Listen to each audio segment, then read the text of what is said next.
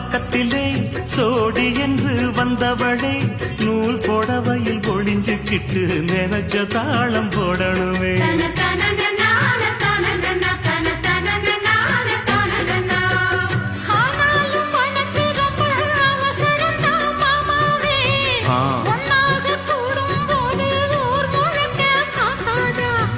பார்த்தாலும் தவறு இல்ல பனியுறங்கும் ரோசாவே உன்னால சொத்த வச்ச மூக்குலதான் வைக்காத